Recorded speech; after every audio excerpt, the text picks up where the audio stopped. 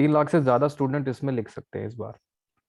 और maximum selection जो है इसमें होता है डिपेंडिंग अपॉन द वैकेंसी, जो कि हालांकि कम होती जा रही है ईयर ऑन ईयर। 300 मैक्सिमम या फिर 180, 200, 222 फ्लक्चुएशन के साथ हो रही है, लेकिन इट इज एक्सपेक्टेड कि दिस ईयर वैकेंसी में इंक्रीज। श्योरिटी से नहीं कह रहा, इट मे इंक्रीज। तो अगर इसका हम सिलेक्शन रेशो देखें और परसेंटेज देखें, it is way below civil service exam से भी बहुत ज्यादा कम है। सिविल सर्विस एग्जाम में 0.45 कुछ तो है, लेकिन it is less than this. तो इतनी अनसर्टेनिटी है सीएपीएफ एग्जाम में। मैं आपका मोरल डाउन नहीं कर रहा, but I am telling you the what is reality. Ground पे आपको क्या काम करना पड़ेगा। फर्स्ट, ये मैंने आपको बताया कि कंपटीशन आपका क्या है। दूसरा, स्टूडेंट्स के सिलेक्शन क्या डिफाइन करते हैं, मेनली क्या चीज है। That is first of all paper one, जिसमें ज्यादा स्कोर हो सकता है, that is scoring. And that is factual also. उसमें आप प्रिपेयर कर सकते हैं, वो यूट्यूब से फ्लडेड है। Everything is available on YouTube. Geography उठा लीजिए, साइंस उठा लीजिए, एवरीथिंग। ये तो आपकी सेल्फ स्टडी वाली चीज होगी। दूसरा जो आपको, जहां पे आपको थोड़ा सा सेटबैक देखने को मिलता है, वो है आपका पेपर टू। क्योंकि इसमें मोस्टली जो सिविल सर्विस के कैंडिडेट्स हैं वो यहाँ पे बाजी मार लेते हैं, क्योंकि उनको 1 और 2 ईयर का एक्सपीरियंस है इसमें। सिविल सर्विस वो मेंस भी लिखते हैं, इंटरव्यू तक भी जाते हैं, बट सिलेक्शन नहीं होता। तो वो सोचते हैं क्यों ना हम कोई दूसरी जॉब में चलें। तो उनको एक अपॉर्चुनिटी मिलती है सीएपीएफ एग्जाम में। तो वो सोचते हैं क्यों ना सीएपीएफ की एक ट्राई कर ली जाए, और वो इन द एंड उसमें सेलेक्ट भी हो जाते हैं, क्योंकि उनके लिए ये एग्जाम एक केक वॉक है। पेपर टू में मोर देन 110 स्कोर करना उनके लिए कोई ज्यादा मुश्किल वाली बात नहीं है। पेपर वन में सिर्फ उनको साइंस पढ़नी पड़ती है एक्स्ट्रा, जो कि सिविल सर्विस एग्जाम में साइंस नहीं आती। तो साइंस पढ़ के वो बहुत अच्छा स्कोर कर जाते हैं उसमें। ये चीज तो मैं आपको कंपटीशन बता रहा हूँ क्या क्या है। आपका कंपटीशन है सिविल सर्विस एस्पायरेंट्स। दूसरा, जो इस एग्जाम को 2 बार दे चुके हैं, कुछ मेरिट आउट भी हैं, कुछ रिपीटर्स हैं, जो कुछ एक या 2 मार्क्स से रह गए थे, इसमें क्वालिफाई नहीं कर पाए इंटरव्यू के लिए, या फिर कुछ मैक्सिमम नंबर ऑफ जो कैंडिडेट है वो इंटरव्यू के लिए क्वालिफाई होते हैं, लेकिन या तो फिजिकल में बाहर हो जाते हैं, या फिर वो इंटरव्यू में 1 या 2 मार्क्स से, तो वो दोबारा compete करते हैं।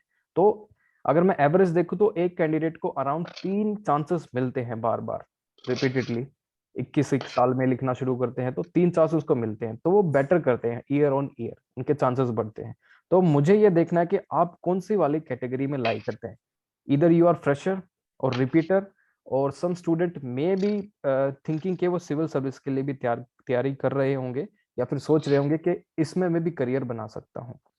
तो एक पैशन होता है कि यूनिफॉर्म फोर्सेस में आपको जाना होता है। मैंने देखा है कि बहुत से स्टूडेंट्स जिनको आईपीएस 2 नंबर से रह गया था, आईपीएस नहीं मिला, बट वो यूनिफॉर्म सर्विसेज ज्वाइन करना चाहते थे, उनको यूनिफॉर्म से इतना प्यार था, तो सीएपीएफ दिया उन्होंने। तो सीएपीएफ में उन्होंने ज्वाइनिंग की। ये एक चीज है आपको बताना चाहिए। तो ये सब चीजें होगी, मैंने आपके साथ डिस्कस कर ली क्या एनवायरनमेंट है। अगर मैं आपके साथ लास्ट ईयर की वो देखूं, जस्ट अ सेकेंड। हाँ,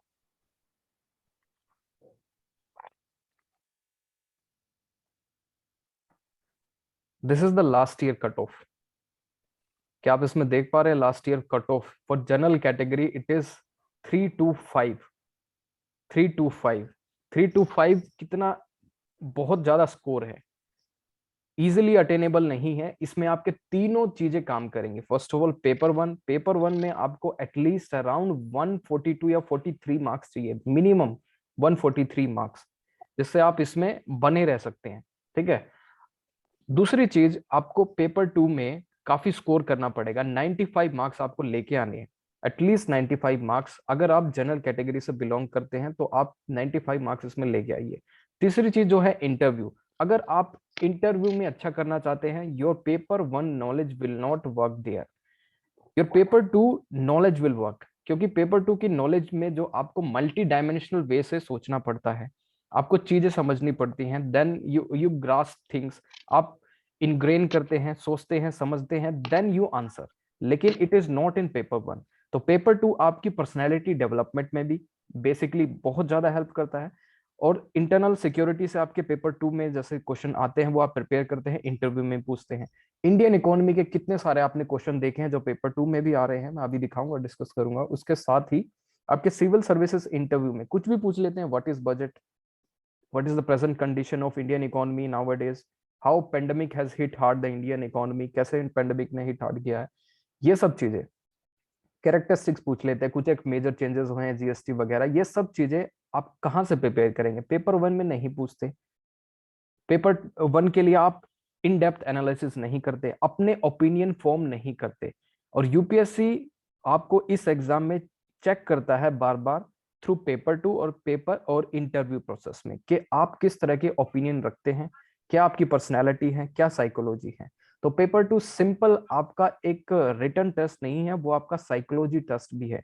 जो एग्जामिनर है आपके कॉपी चेक कर रहे हैं, दे आर गिविंग जस्ट, अगर टॉपिक देखे तो बिल्कुल एक ओपन स्टेटमेंट वो आपको देते हैं, उसमें आपके क्या व्यूज हैं, क्या देखते हैं उस स्टेटमेंट्स के, तो ये आपको देखना है। तो एग्जामिनर आपको ओपन स्टेटमेंट देगा किसी तरह से भी, जैसे ओपन स्टेटमेंट हमने देखी है, the onus of maintaining healthy relation with Nepal is on India, इस तरह से ओपन स्टेटमेंट। अब इसमें आप क्या लिख सकते हैं, कुछ तो आप नेगेटिव इसमें लिखेंगे, कुछ पॉजिटिव लिखेंगे, लेकिन कुछ एक डेटा आपको पता होगा मल्टी डायमेंशनल अगर आप इसमें कोट कर पाएंगे, जैसे चाइना का इसमें इशू आ गया और इंडिया का क्या उसमें इंटरेस्ट है, नेपाल का, तो ये आपकी पर्सनैलिटी है। ओवरऑल आप इस इशू को कैसे देखते हैं, तो ये आपकी पर्सनैलिटी, ये हमें डेवलप करनी है। दो चीजें हम करने वाले हैं, जो बेस्ट 3 होगा हमारा। फर्स्ट, पहला तरीका जो है वो मैं बताता हूँ कि हमेशा हर एक स्टूडेंट एक ही प्रिपरेशन स्टेज पे नहीं होता। काफी स्टूडेंट जो हैं हमारे, वो कह रहे हैं सर हमारे पास कंटेंट की कमी नहीं है, कंटेंट हमारे पास बहुत बहुत है, लेकिन हमें यूज करना सिखा दीजिए, how to use this information. दूसरा तरीका एक ये है। दूसरा है कि उन्होंने कंटेंट की प्रॉब्लम है, काफी स्टूडेंट्स हैं, तो मैं सभी को एक साथ लेके चलूंगा। जैसे अगर कंटेंट को किसी का इशू है या फिर उसको यूज ऑफ नॉलेज का इशू है, तो सभी को मैंने एक ग्रुप में कर दिया, तो कैसे काम चलेगा, दूसरे का टाइम वेस्ट होगा। आप समझ रहे हैं, किसी को इंफॉर्मेशन यूज करने में प्रॉब्लम है, लेकिन किसी के पास मटेरियल नहीं है, तो सभी को एक साथ करना प्रॉब्लमेटिक है, दूसरे का वेस्टेज ऑफ टाइम है, अटेम्प्ट भी वेस्ट हो सकता है क्योंकि साल में एक बार आता है। तो सभी के लिए टेलर मेड स्ट्रेटेजी है। जैसे सागर के लिए अभी सागर ने एक अटेम्प्ट किया था, तो मैं बता सकता हूँ उनको प्रेजेंटेशन में थोड़ा दिक्कत है, ग्रामर में दिक्कत है, ओवरऑल उनका कंटेंट में कोई कमी नहीं, कंटेंट उनका अच्छा है। तो सबका मुझे पता है। जशवंत का क्या इशू था, जशवंत 2 मार्क्स से लास्ट ईयर मेरा स्टूडेंट है, उन्होंने मिस की थी कट ऑफ सीएपीएफ के लिए। उन्होंने प्रेजेंटेशन स्किल उनकी वीक है, ऑल्दो उनका कंटेंट बहुत अच्छा है, प्रेजेंटेशन स्किल। तो सभी की टेलर मेड स्ट्रेटजी होगी, कौन कहाँ पे लैग करता है। अगर मैं सिंपली ये बोल दूं कि आप ये टॉपिक पढ़ लीजिए, ये टॉपिक पढ़ लीजिए, और मैं आपको रिव्यू नहीं दूं आपकी स्किल्स के अकॉर्डिंग, आपको जब क्या प्रॉब्लम है उसके अकॉर्डिंग, मैंने आपको फीडबैक नहीं दिया, तो ये इनजस्टिस होगा आपके साथ, मेरा ये मानना है। तो ये एक तरीका है, किसी को भी मतलब प्रॉब्लम होगी उनकी स्ट्रेटेजी में, तो मैं उनको टेलर मेड टेक्निक दूंगा। ये थी हमारी इसके लिए रिगार्डिंग। अब मैं आपको पैटर्न दिखाता हूँ पेपर 2 में क्या क्या पूछते हैं। देखिए, ये आपको दिख रहा है, decoding UPSC CAPF paper, okay, right, right. So this is are few things regarding me. My name is Aman Gulia first of all, और this is the paper 2. Paper 2 में there is a part A and part B. Part A में जो है वो आपके 80 marks का होता है मेनली।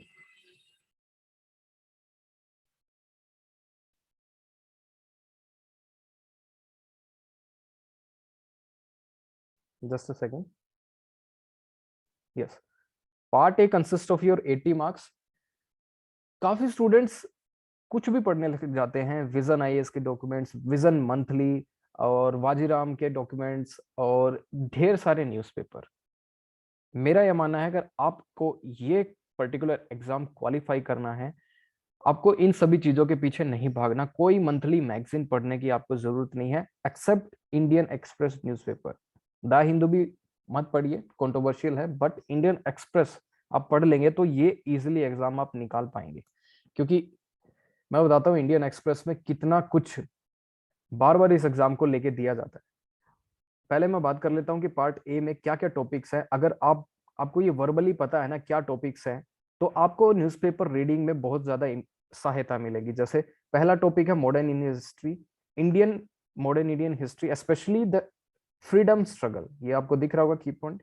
तो फ्रीडम स्ट्रगल में जैसे किस किस ने आफ्टर 1857 जो फ्रीडम स्ट्रगल थी वो आपको मेनली याद करनी है इसमें। फ्रीडम स्ट्रगल में 2 क्वेश्चन पूछे जा चुके हैं, जैसे मैं बता देता हूँ आपको, 2 नहीं, more than this. The role of Indian army nation building, सब इसमें प्रेजेंट का लिख के आ गए कि अब इंडियन आर्मी क्या काम कर रही है। जैसे इंडियन आर्मी ने काफी ऑपरेशन किए हैं, वो भी आपको लिखना चाहिए था। दूसरा, जैसे रोल ऑफ इंडियन आर्मी, क्या आप इसको सोच नहीं सकते कि इंडियन नेशनल आर्मी ने कैसे बिल्डिंग की थी, नेशन बिल्डिंग की। ठीक है, वो एक इंसिडेंट था क्विट इंडिया मूवमेंट के टाइम पे, जब इंडियन आर्मी, जब उनके आईएनए ट्राइंस चल रही थी, तो नेशन वाइड किस तरह से आउटरीच था ब्रिटिशर्स के अगेंस्ट। तो ये आपको कनेक्ट करना आना चाहिए। फर्स्ट ऑफ ऑल मैं ये दिखा रहा हूं आपको इस टॉपिक से, इस कीवर्ड से, मॉडर्न इंडियन हिस्ट्री से, फ्रीडम स्ट्रगल से क्या क्या टॉपिक पूछे जा चुके हैं। The role of Indian army nation building 2019। Second is the role of Sardar Patel in Indian freedom movement and afterwards. उसके बाद the role of film in promotion of freedom struggle 2014, again from the modern Indian history. Next is the role of social reformers in the struggle for freedom. Social reformers का क्या, आपको पता होगा ज्योतिबाई फूले कितने हैं social reformers में। आप विवेकानंद जी का नाम ले सकते हैं, राजा राम मोहन जी का नाम ले सकते हैं। तो उन्होंने कलेक्टिवली, यूपीएससी ने सोशल रिफॉर्मर पूछ लिया। ठीक है, अभी एक्सपेक्टेड क्या है आपको पता है, पराक्रम दिवस जनवरी 23, ठीक है, अभी गवर्नमेंट ने डिक्लेयर किया है। तो आप इससे एक्सपेक्ट नहीं कर सकते कि role of Subhash Chandra Bose in the Indian freedom struggle, ये ऑलरेडी हमने ओपन टेस्ट में पूछ लिया ये क्वेश्चन। इससे आप एक्सपेक्ट नहीं कर सकते the role of Mahatma Gandhi in nation building, the role of women in nation building. इस तरह से आप प्रिपेयर नहीं कर सकते। तो ये फ्रेमवर्क एक ही रहेगा, the framework will remain the same, always same framework रहेगा। इसी दायरे में आपको सोचना है कि इसका रोल फ्रीडम स्ट्रगल में क्या था, विमेन का रोल फ्रीडम स्ट्रगल में क्या था, सोशल रिफॉर्मर का क्या था, इंडियन आर्मी का नेशनल बिल्डिंग में क्या है। अब इस तरह से आप एक्सपेक्ट कर सकते हैं, या फिर आप पता लगा सकते हैं यूपी से कहां से क्वेश्चन पूछ सकती है। तो ये तो फ्रीडम स्ट्रगल की। दूसरे हम दोबारा कीवर्ड पे चलते हैं अपने। Second keyword is geography, third is polity, thereafter the economy, then is knowledge of security, human rights issue, analytical ability. सबसे ज्यादा क्वेश्चन मुझे जहां से देखने को मिलते हैं वो है नॉलेज ऑफ सिक्योरिटी से। ईयर ऑन ईयर इससे टॉपिक, इससे क्वेश्चन कम नहीं हो रहे, बढ़ते ही जा रहे हैं। जैसे नॉलेज ऑफ सिक्योरिटी से मैं दिखा दूं, ये आपको दिख रहा होगा, infiltrators are a threat to India security 2021 में। आप इसमें पे ट्रेंड देखिएगा, ट्रेंड कितना चेंज हो रहा है। पहले बेसिक क्वेश्चन आते थे, जैसे क्वेश्चन नंबर 7 देखिए, सिनो-पाक अलायंस, ब्रॉडर क्वेश्चन आते थे, Sino Pak alliance and India security. Sixth is disaster management system in India. Fifth is the onus of maintaining healthy relation with Nepal in India. इसके बाद आप देखिए 2017 के बाद, जो 18 के बाद कितना चेंज आया इसमें। Civil wrongs emerging from religious bigotry, constitutionally permissible. और आप इससे कनेक्ट कर सकते हैं, अगर हेट स्पीचेस अगर दी जाती है, अगर कम्युनल डिसहार्मनी होती है, तो वो नेशनल सिक्योरिटी के लिए कैसे इशू है। तीसरा टॉपिक आप देखिए, securing India's international border is a challenging exercise for the Indian armed forces. कब पूछा? 2020 में। वाई, क्यों पूछने का क्या रीजन था? स्टैंड ऑफ, नेपाल को हमारा काफी स्टैंड ऑफ थे चाइना के साथ, ढोकलाम हो गया या फिर चुंगी वैली में हो गया, और उसके बाद हमारा गलवान वैली इंसिडेंट भी हुआ, पूछना ही था। उसके बाद infiltrator are a threat to India security, काफी इशू है जम्मू एंड कश्मीर में ड्यू टू इन्फ्लिट्रेशन। इन्फ्लिट्रेशन सिर्फ मैनली नहीं हो रही है, अब लोगों से ड्रोन्स का भी यूज किया जा रहा है। तो एमर्जिंग थ्रेट्स, इसीलिए पूछ लिया topic number 2, emerging threat to India internal security. बार बार क्वेश्चन पूछा जा रहा है सिक्योरिटी से, तो ये आपको ब्रॉडर अंडरस्टैंडिंग होनी चाहिए। ये ऑलरेडी टॉपिक जो मैंने है, infiltrators are threat to internal security, second emerging threats, third securing India's international border. 300 words में आप इसको कैसे लिख सकते थे, ऑलरेडी मैंने इसको मॉडल आंसर आपका एप्लीकेशन पे डाल रखा है या फिर टेलीग्राम चैनल पे, और मैंने डिटेल वे में बोला भी है कि आप इसमें किस तरह से सोल्व कर सकते हैं, कैसे इंट्रोडक्शन आप ऊपर फॉर्म कर सकते हैं। ऑलवेज इस तरह के जो क्वेश्चन होंगे नॉलेज ऑफ सिक्योरिटी से, जितना इसमें कंटेम्प्ररी आप एग्जाम्पल के साथ इंट्रोडक्शन देंगे, वो आपके लिए बेनिफिशियल है, एग्जामिनर इससे जल्दी रिलेट कर पाएगा। दूसरा, बॉडी में अगर मैं इस टॉपिक नंबर 3 की बात करूं, सिक्योरिंग इंडियाज इंटरनेशनल बॉर्डर, तो आपको आइडेंटिफाई करने हैं what is the keywords. Keywords क्या है गिवन इसमें? इंटरनेशनल बॉर्डर, इंडिया के इंटरनेशनल बॉर्डर कितने हैं? 7। कितनी कंट्रीज हैं? नेबरिंग कंट्रीज, उनके साथ इंटरनेशनल बॉर्डर लगाते हैं हमारा। तो इंडियन आर्म फोर्सेस के लिए कैसे चैलेंजिंग टास्क है, क्योंकि हर एक कंट्री के साथ पेक्यूलियर चैलेंजेस हमारे, पाकिस्तान के साथ कुछ एक अलग चैलेंजेस है, हॉस्टाइल नेबर है। नेपाल फ्रेंडली है लेकिन वहां से ट्रैफिकिंग होती है, human trafficking. Myanmar recently Rohingya crisis है, वहां पे इंडियन इंसर्जेंट ग्रुप वो भी वहां पे रिजाइड करते हैं। दोबारा अगर हम देखें बांग्लादेश, बांग्लादेश की फॉर्मेशन में हमने हेल्प की थी, लेकिन काफी इन्फ्लिटेशन या फिर स्मगलिंग या फिर कैटल स्मगलिंग वहां से होती है। तो हर एक बॉर्डर के अलग अलग चैलेंजेस है, वो आपको इसमें दिखाने चाहिए थे। ये मेरा एक तरीका है। एक्सपेक्टेड है कि 2022 में क्वेश्चन पूछा जा सके चाइना को लेके डायरेक्टली और इनडायरेक्टली, अफगानिस्तान को लेके आ सकता है, हमारा सेंट्रल एशिया आउटरीच हो सकता है, इससे बाहर नहीं जाएगा। आपको समझना है पूरे टॉपिक को, नो के नो टॉपिक को आप दे सकते हैं कहीं भी। हमारे नेबरहुड से बाहर यूपीएससी ने for the CAPF exam question नहीं पूछा है इसके बाहर।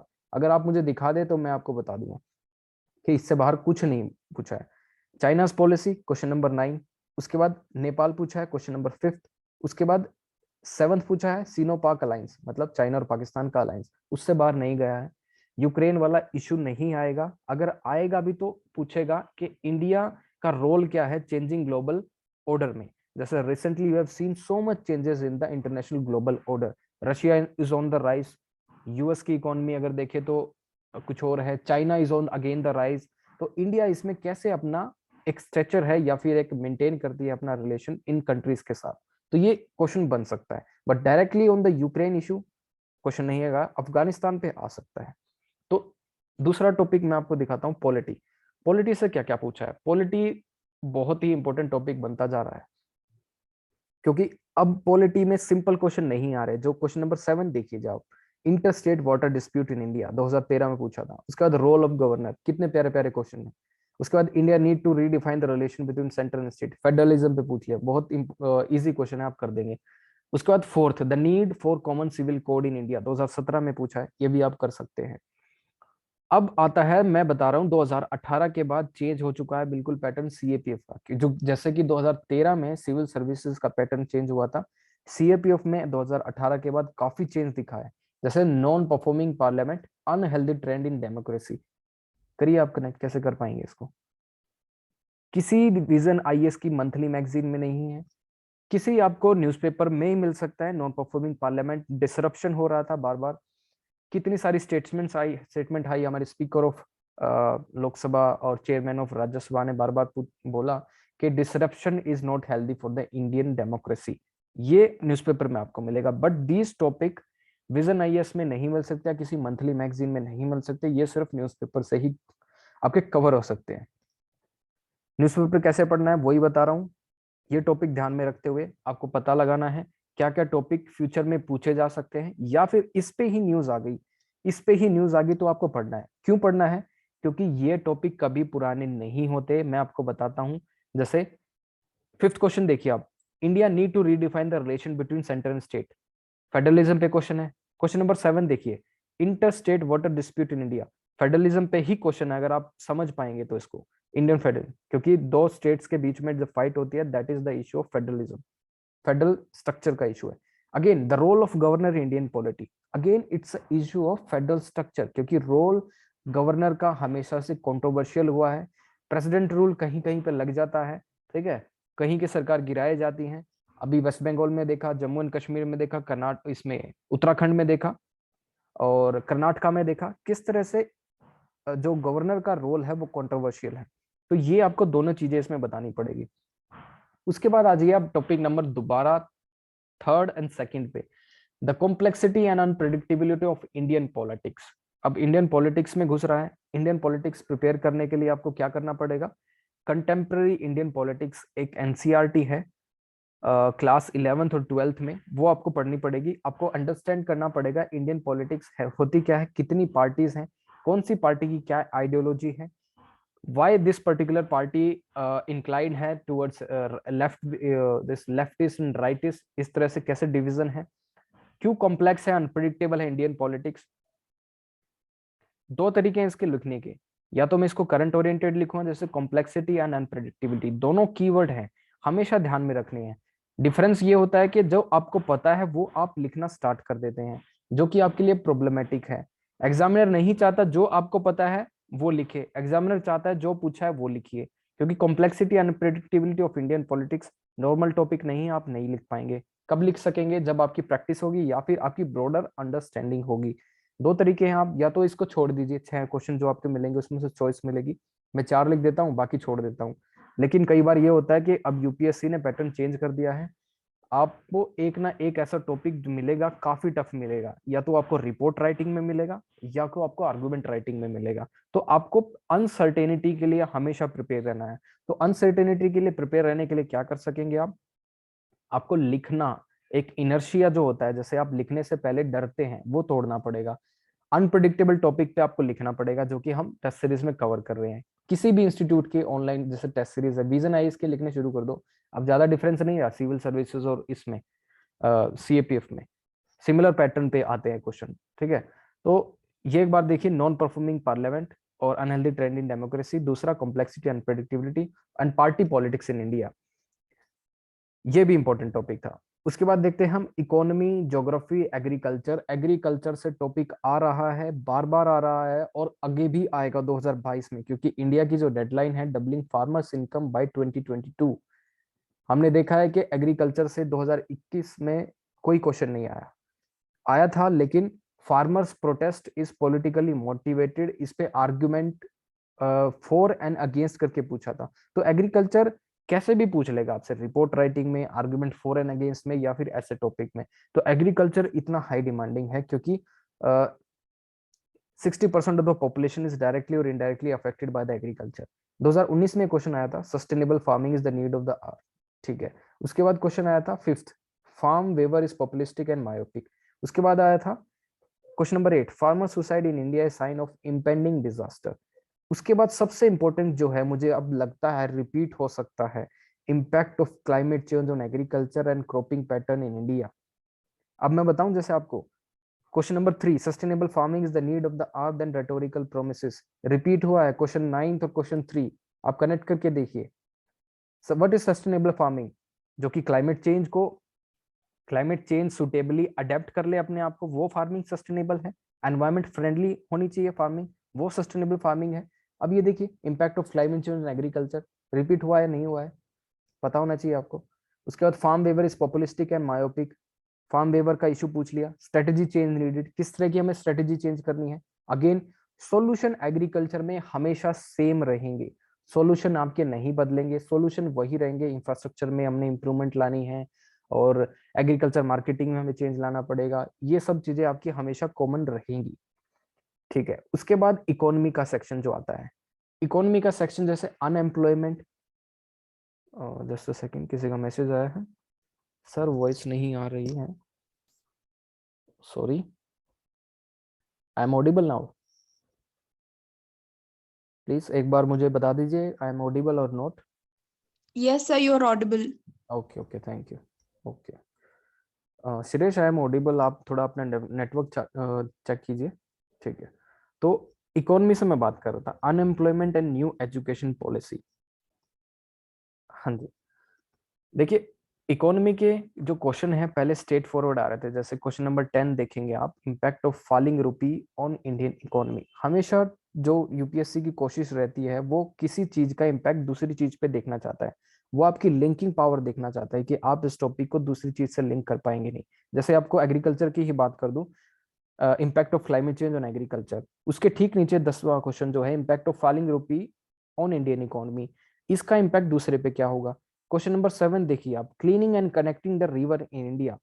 इसमें अगर मैं हिडन देखूं, मतलब इसका इन्फर्ड मीनिंग देखूं, what is cleaning and connecting the river in India, इसके आपको इम्पैक्ट बताना है। एनवायरमेंटल इम्पैक्ट क्या होगा, इसके क्या प्रोस्पेक्ट्स हैं, क्या इसके इम्प्लीकेशन हो सकते हैं।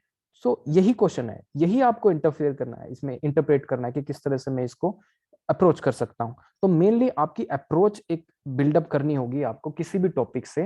वो अप्रोच आपकी कैसे बिल्डअप होगी, जैसे हर एक टॉपिक को आप एक फ्रेमवर्क के हिसाब से तैयार करेंगे। इंडियन सिक्योरिटी का फ्रेमवर्क ये रहेगा, इंडियन एग्रीकल्चर का फ्रेमवर्क ये रहेगा। जैसे मेन रिपोर्ट मेरे दिमाग में हमेशा रहेंगी, एफएओ की रिपोर्ट रहेगी, इकोनॉमी सर्वे की रिपोर्ट रहेगी, लेबर फोर्स पार्टिसिपेशन की रिपोर्ट रहेगी, एनएसएसओ की रिपोर्ट रहेगी, नाबार्ड की रिपोर्ट रहेगी। ये सब रिपोर्ट मैं कहाँ पे कोट करूंगा, डिपेंडिंग अपॉन द टॉपिक, कौन सा टॉपिक पूछा जाएगा। इंटरनल सिक्योरिटी की अगर रिपोर्ट रहेगी तो क्वेश्चन रहेगा तो कौन कौन सी मुझे उसमें रिपोर्ट कोट करनी है, जैसे आईबी की रिपोर्ट या रॉ की रिपोर्ट या फिर इंटेलिजेंस एजेंसी की, या फिर जो सिपरी के थ्रू कौन कौन सी जो कंट्रीज हैं ज्यादा वेपन परचेज कर रही हैं, ये आपको रिपोर्ट वहां पे कोट करनी है।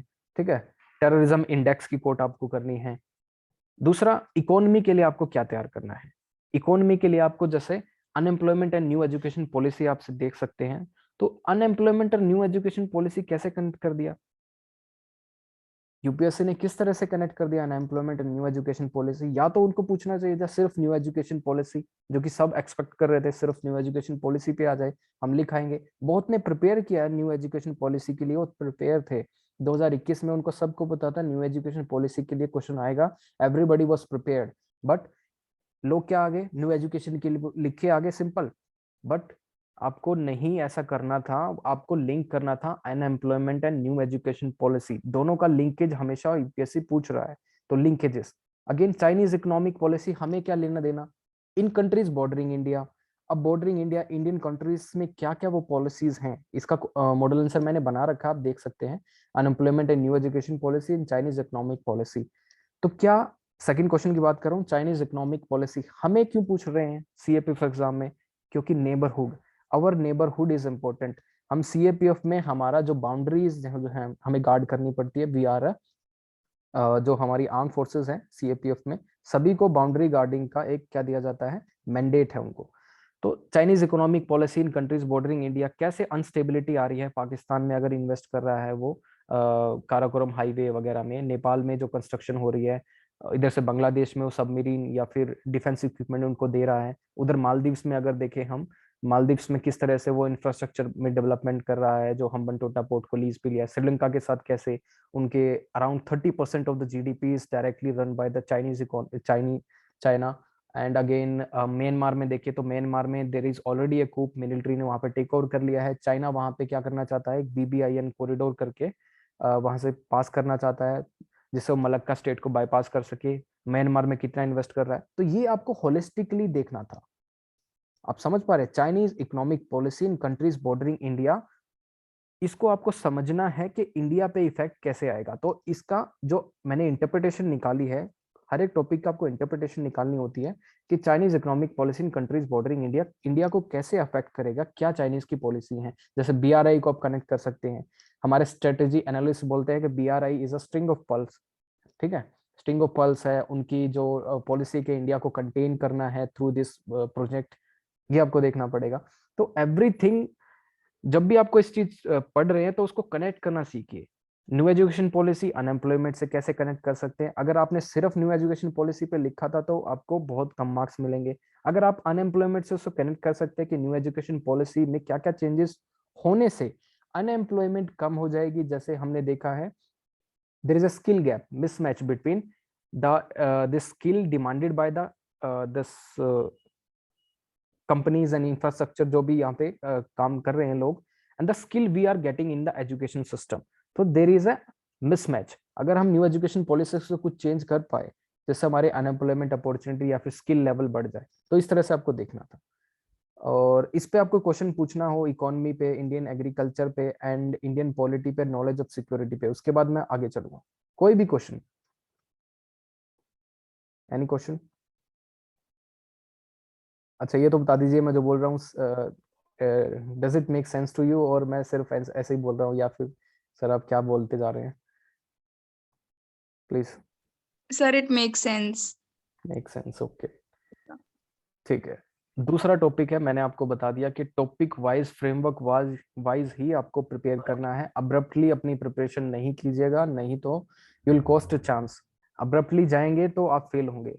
Never go in this manner. मैंने आपको बताया एग्रीकल्चर प्रिपेयर करना है, internal security, again Indian polity पे क्या क्या प्रिपेयर करना है। दूसरा, एनवायरमेंट। एनवायरमेंट, अभी जो हम पैराडाइम देखते हैं ना कि हाँ अब यूपीएससी इसमें से क्वेश्चन पूछना स्टार्ट कर रहा है, चेंज होता है ये। अब यूपीएससी के लिए इंपॉर्टेंट जो हम एरिया देखें, दैट इज एनवायरमेंट। एनवायरमेंट बहुत ज्यादा इंपॉर्टेंट होता जा रहा है। 2021 में देखिए question, urbanisation is hazardous to human health, again environment.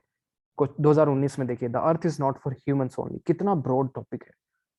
अगर 2019 में अगर देखें तो earth is not for humans only, क्या ऐसा कुछ हो रहा था जो यूपीएससी ने इस टॉपिक को पूछा है? और कोई किसी स्टूडेंट ने, सॉरी, 1-2 साल से टेस्ट दिया होगा तो उन्हें पता होगा कि अमेजोन फायर, ठीक है, अमेजोन के जंगल में ब्राजील में कितनी ज्यादा फायर थी, और क्लाइमेट चेंज कैसे केरला में जैसे जो एलिफेंट है, एलिफेंट के उसने डायनामाइट कुछ खा लिया था तो उसका मुंह फट गया था। काफी केसेस हमने देखे। जो टाइग्रेस अवनी थी एक महाराष्ट्र में, जिसको T1 बोलते हैं, उसको मार दिया था। ह्यूमन एनिमल कॉन्फ्लिक्ट एक मेजर रीजन है एक इसके पीछे क्वेश्चन को पूछने का, कि the earth is not for humans only, animals भी कुछ है, वाइल्ड लाइफ को कनेक्ट किया है इन्होंने।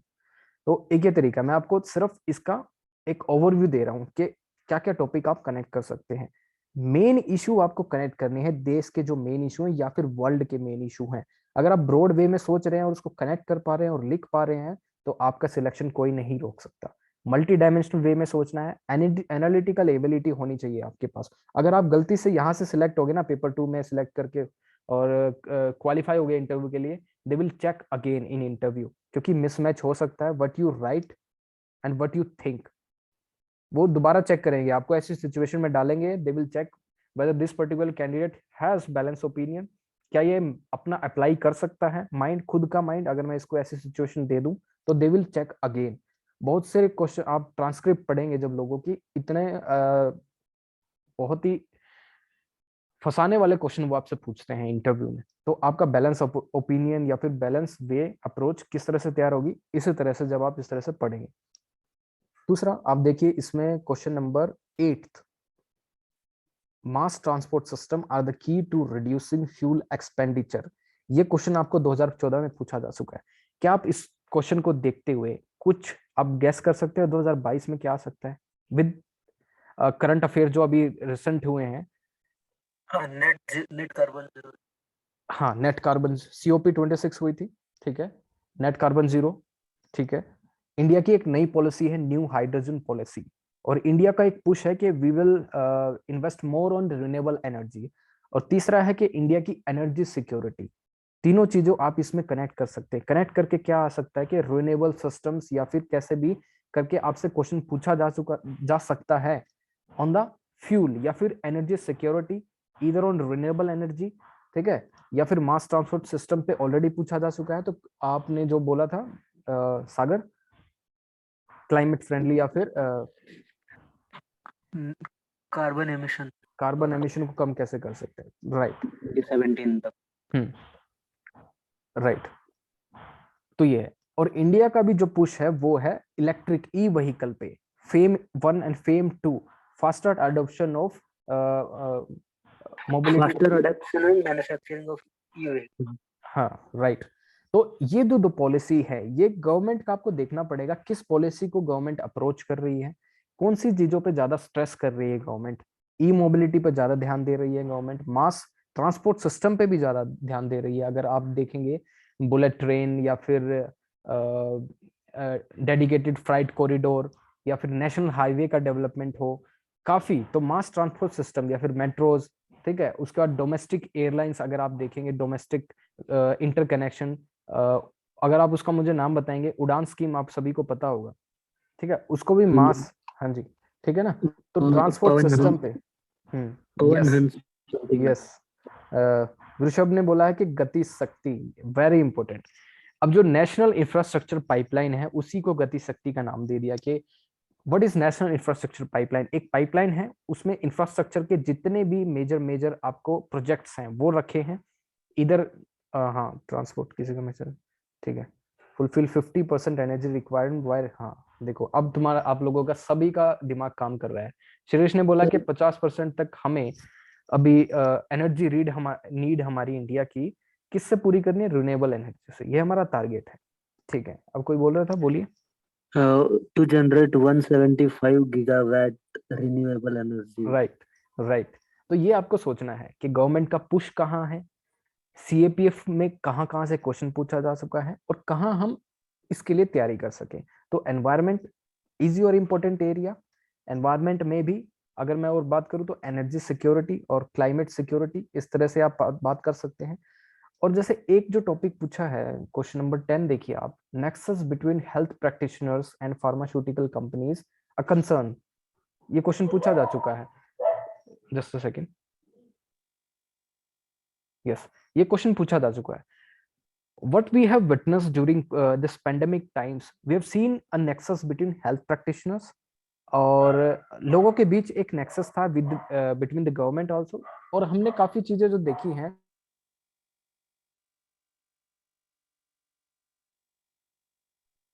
तो कैसे ये हमारे लिए एक सिचुएशन पैदा हो गई जिसमें हेल्थ प्रैक्टिशनर्स और फार्मास्यूटिकल कंपनीज एक साथ मिल गई, नेक्सस किया, काफी उन्होंने करप्शन किया। जो चीजें, जो लाइफ सेविंग ड्रग्स थी वो कितने हाई प्राइसेस पे बिक रही थी।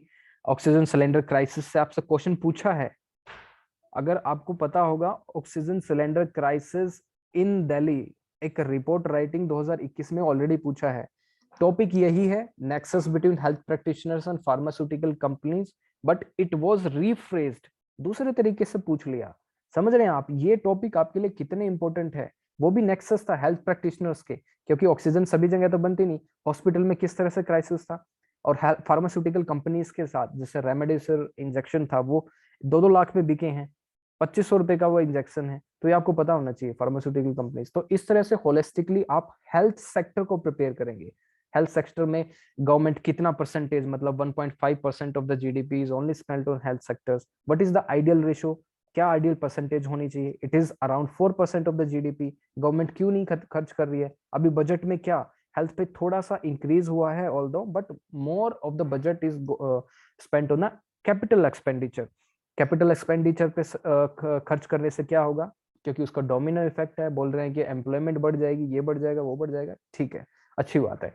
तो आप इस पे देख सकते हैं कि इकोनॉमी से क्वेश्चन बन सकता है कि कैपिटल एक्सपेंडिचर में ज्यादा इन्वेस्ट करने से how it will going to solve the problem of unemployment, inflation, और इस तरह की प्रॉब्लम को कैसे सोल्व कर सकते हैं। जैसे ऑलरेडी एक क्वेश्चन देखिए, जैसे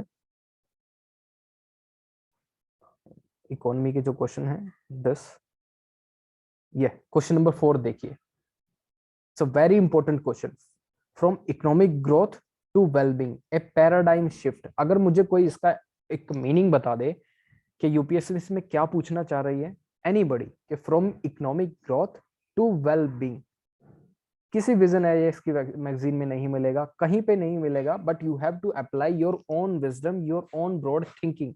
अगर आप अच्छी जगह से पढ़ रहे हैं, खुद चीजें जानने का आपको शौक है, तो जब भी आप इस पर्टिकुलर टॉपिक को अटेम्प्ट कर पाएंगे। Anyone please? सागर आप कर सकते हैं मुझे लग रहा है, please. Sir economic growth growth के टू साथ वेलबींग, साथ, इससे लग रहा है कुछ ट्रेस करना चाह रहे हैं हम, कुछ हाँ कुछ। जी, हाँ, और पैराडाइम शिफ्ट हाँ भी जी, है। इसमें हम ह्यूमन रिसोर्सेस में, हाँ ह्यूमन राइट रिसोर्सेस राइट में इन्वेस्ट राइट करना चाहिए। Right and I think you said by the same, economic growth without investment in the human capital, it will unethical and it is illegal, something like that. We can right connect via this. Right. आपने काफी अच्छा एक approach ली है, क्योंकि अगर हम देखें तो इस तरह के टॉपिक को अगर मैं अप्रोच में देखूं कि ऐसे राइटिंग में आप इसको कैसे अप्रोच कर सकते थे, आपने जो दिया है वंडरफुल, बहुत अच्छा आपने बताया है कि ह्यूमन इन्वेस्टमेंट। तो ह्यूमन इन्वेस्टमेंट से या फिर ह्यूमन कैपिटल बढ़ाने के लिए हमें क्या करना होगा? कौन कौन से इंडेक्स आप इससे कनेक्ट कर सकते हैं? जैसे human development index, multi dimensional poverty index, hunger index.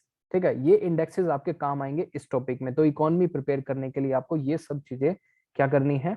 Prepare करनी है। इंडेक्सेस काफी, एचडीआई या फिर एमडीआई या फिर ईज ऑफ डूइंग बिजनेसेस, ये सब आपको टिप्स पे पता होना चाहिए। How to use this information. Economy survey की अगर रिपोर्ट देखे तो इंफ्रास्ट्रक्चर पे क्या क्या चेंजेस हैं, ये आपको पता होने चाहिए। तो मैं बता देता हूँ इकोनॉमिक ग्रोथ टू वेलबींग क्या है। जैसे इकोनॉमिक ग्रोथ, पहले हम सिर्फ ग्रोथ पे, मतलब जीडीपी ग्रोथ पे ज्यादा ध्यान देते थे, but we have seen over the period of time कि आफ्टर इंडिपेंडेंस हमने ग्रोथ पे ज्यादा ध्यान दिया है, बट 5 ईयर प्लान्स में हमने एग्रीकल्चर पे भी ध्यान दिया, सोशल वेलफेयर पे भी काम ज्यादा ध्यान दिया। But despite being the fastest growing economy, India वहां पे so much inequality is there, wealth inequality is there, poverty is still there, extreme poverty there, hunger is there. So why do we need a change in the strategy? एक shift की जरूरत नहीं है क्या हमें कि economic growth हो रही है but still why there is inequality? क्या ये आपको पता नहीं कि ये important issue है? तो इन सभी चीजों को डील करने के लिए क्या हम कोशिश कर सकते हैं? वेलबींग, हमें हेल्थ पे ज्यादा खर्च करना पड़ेगा, हमें एजुकेशन पे ज्यादा खर्च करना पड़ेगा, ह्यूमन कैपिटल हमें बढ़ानी पड़ेगी, इंफ्रास्ट्रक्चर जैसे मेजर मेजर जो प्रॉब्लम है हमारी इंडिया में उसको डील करना पड़ेगा. That is the meaning of this particular topic. From economic growth to wellbeing a paradigm shift is required.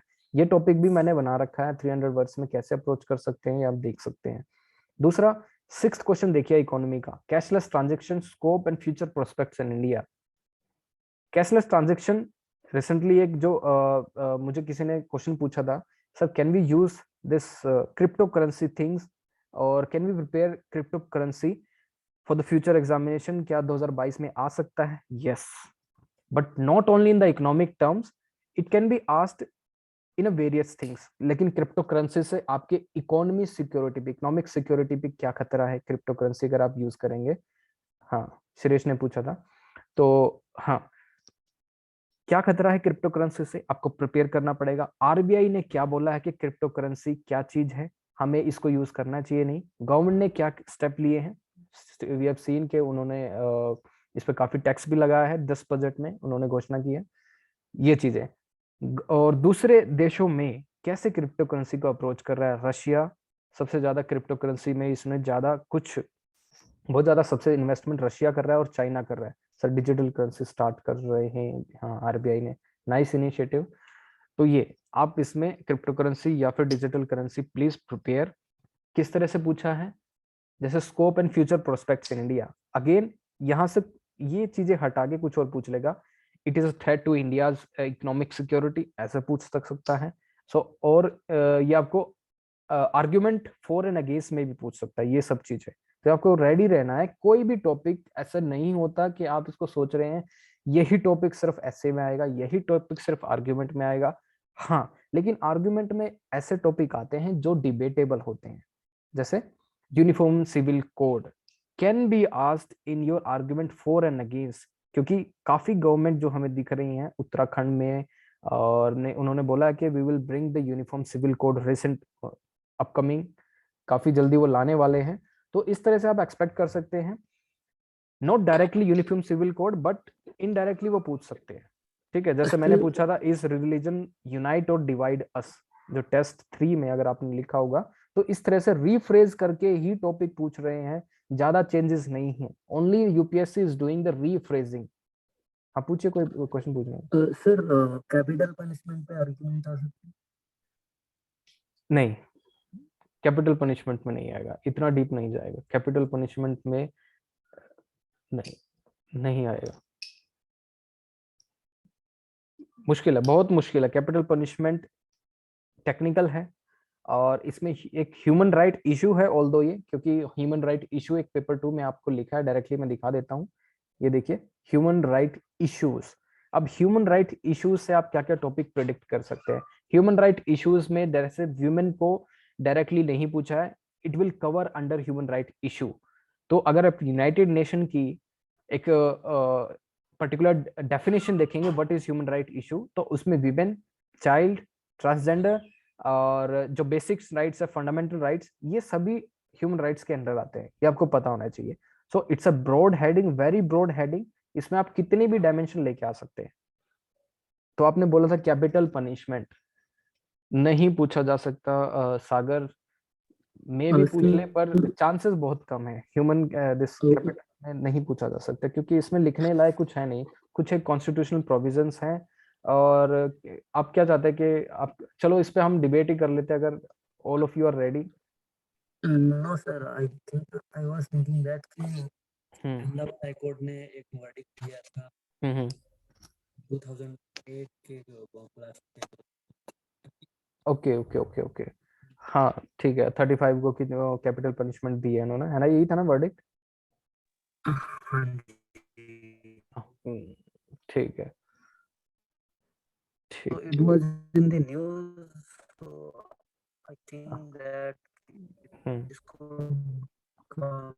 हाँ, आपका थोड़ा साउंड प्रॉब्लम है, थोड़ा नेटवर्क प्रॉब्लम है, but I got your this question कि हाँ थोड़ा ये न्यूज़ में था, कैपिटल पनिशमेंट इसमें पूछ सकते हैं, लेकिन इसमें ऐसे ना पूछ के, बिल्कुल ऐसे पूछा जा सकता है कि ऑन द प्रिजन रिफॉर्म पे पूछा जा सकता है कि वहां पे ह्यूमन राइट्स इशू कैसे हैं। जैसे जस्टिस रोहिणी कमेटी भी थी एक,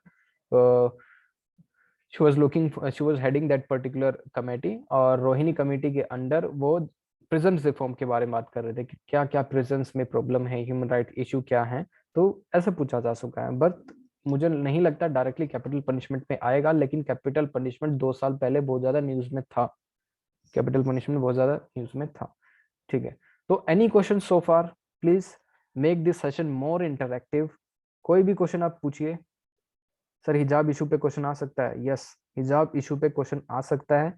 डायरेक्टली हिजाब नहीं पूछेगा, हिजाब इज अ कंट्रोवर्शियल वर्ड ये इस हिसाब से, तो डायरेक्टली नहीं पूछेगा, but it can be asked in different form. जैसे मैंने क्वेश्चन पूछा है, does this religion unite us or not, is religion unite us or not, कितनी ब्रॉड स्टेटमेंट है, इसमें आप कनेक्ट कर सकते हैं हिजाब वाला इशू कि why this particular religion is only targeted. ठीक है, इस तरह से आप बात कर सकते हैं। दूसरा, एंटी कन्वर्जन लॉ जो लेके आई है हमारी दो गवर्नमेंट, हरियाणा या फिर यूपी में भी एंटी कन्वर्जन लॉ है, जैसे फोर्स कन्वर्जन होते हैं कई जगह पे।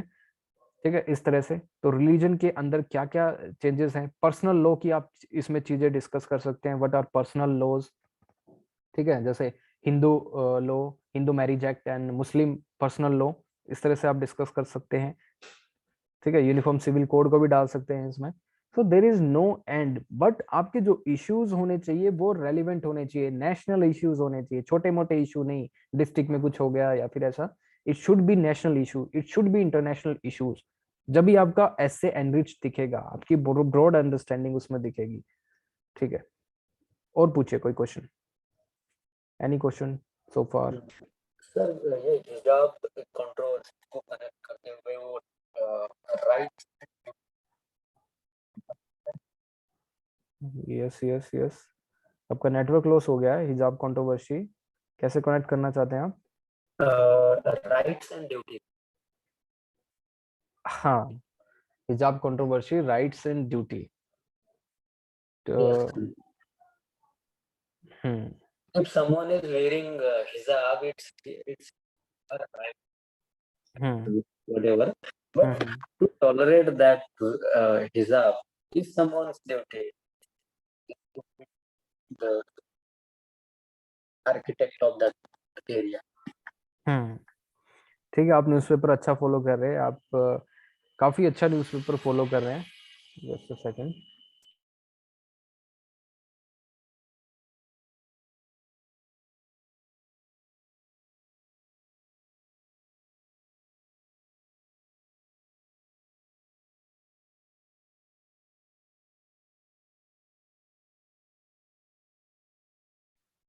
हाँ, सॉरी फॉर दिस। हाँ, मेरा वर्क फेस स्पेस जो है मुझसे छिन गया आज के लिए, क्योंकि वहां पे थोड़ा सा कंस्ट्रक्शन हो रहा है।